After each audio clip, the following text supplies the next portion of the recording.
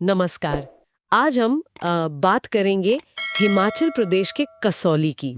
वहाँ की एक पुरानी थोड़ी रहस्यमयी सी कहानी है। हाँ, कसौली की वादियों में बसा एक विला है और उससे जुड़ी एक घटना, बल्कि कहें तो एक अनुभव। हमारे पास इसका एक विवरण है, कसौली की प्रेत छाया।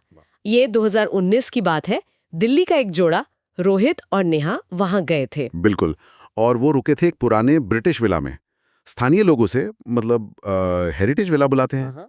तो आज हम इसी विवरण की पड़ताल करेंगे। उनके साथ क्या हुआ, वहाँ क्या कहानियां हैं, और एक सीसीटीवी फुटेज का भी जिक्र है इसमें। हाँ, वो सीसीटीवी वाली बात इसे और भी दिलचस्प बनाती है। देखते हैं कि क्या है ये पूरा मामला।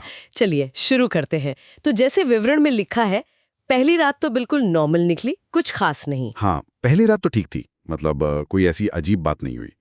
लेकिन कहानी असल में शुरू होती है दूसरी रात से। अच्छा।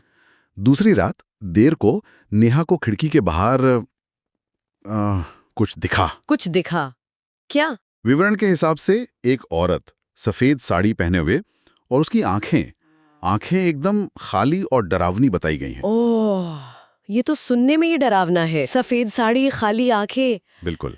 और जैसा होता है, रोहित ने शायद पहले यकीन नहीं किया होगा, लगा होगा मजाक है या शायद नेहा का वहम। हो सकता है।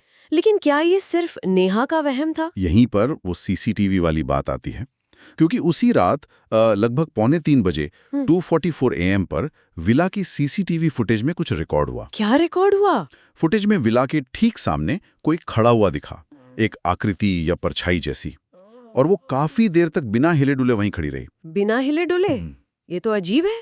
मतलब एक तरफ नेहा का देखना और दूसरी तरफ ये फुटेज। हाँ, ये फुटेज नेहा की बात को थोड़ा वजन देती है। सोचने वाली बात है कि आखिर वो था क्या। सही कहा। क्या उस विला के बारे में या उस आकृति के बारे में कोई पुरानी कहानी भी है वहाँ? कुछ लोकल किस्से? है। और यहीं से मामला और उलझता है। वहां के लोग एक कहानी सुनाते हैं। कहते हैं कि 1993 में एलिजाबेथ नाम की एक अंग्रेज महिला थी। एलिजाबेथ, अंग्रेज महिला? हाँ, उसने उसी विला में आत्महत्या कर ली थी। ओह, ये तो दुखद है। पर इस कहानी का रोहित और नेहा के अनुभव से क्या कनेक्शन है? कनेक्शन थोड़ा अजीब है। किंवदंती ये है कि एलिजाबेथ की आत्मा सिर्फ उन्हीं लोगों को दिखती है जो प्यार में झूठ बोलते हैं। क्या? प्यार में झूठ? ये कैसा कनेक्शन हुआ? हाँ, यही इस कहानी का सबसे मतलब अजीब पहलू है। ये सिर्फ भूत की कहानी नहीं रह जाती। इसमें रिश्तों की सच्चाई, झूठ, ये सब चीजें जुड़ जाती हैं। हम्म। प्यार में झूठ।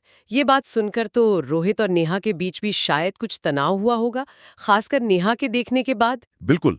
और तीसरी रात कुछ ऐसा हुआ जिससे शक और गहरा गया शायद। तीसरी रात? क्या हुआ तब? विवरण कहता है कि तीसरी रात नेहा की तबीयत अचानक बहुत बिगड़ गई। उसे सांस लेने में दिक्कत होने लगी। वो बहुत डरी हुई थी और कुछ बड़बड़ा रही थी। क्या बड़बड़ा रही थी? वो कह रही थी, उसने मुझे देखा, उसने सब जान लिया। उसने सब जान लिया? ये तो सीधा सीधा उस कहानी से जुड़ता है। हाँ, बिल्कुल। ये शब्द सब जान लिया उस प्यार में झूठ वाली किंवदंती की तरफ इशारा करते हैं। जैसे नेहा को लग रहा था कि उस आत्मा ने उसका कोई राज पकड़ लिया है। बाप रे, ये सोचकर ही डर लगता है। उनके मन पर क्या बीती होगी। तो फिर क्या हुआ? वो लोग रुके वहां? नहीं, बिल्कुल नहीं। इस सब के बाद कौन रुकता। अगली सुबह ही वो लोग कसौली छोड़कर वापस दिल्ली चले गए।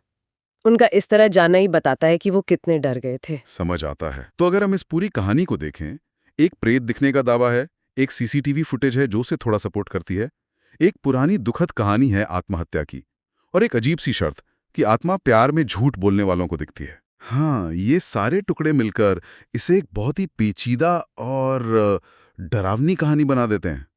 और क्या ये कहानी वही खत्म हो गई या आज भी कुछ होता है वहाँ? विवरण के मुताबिक कहानी खत्म नहीं हुई।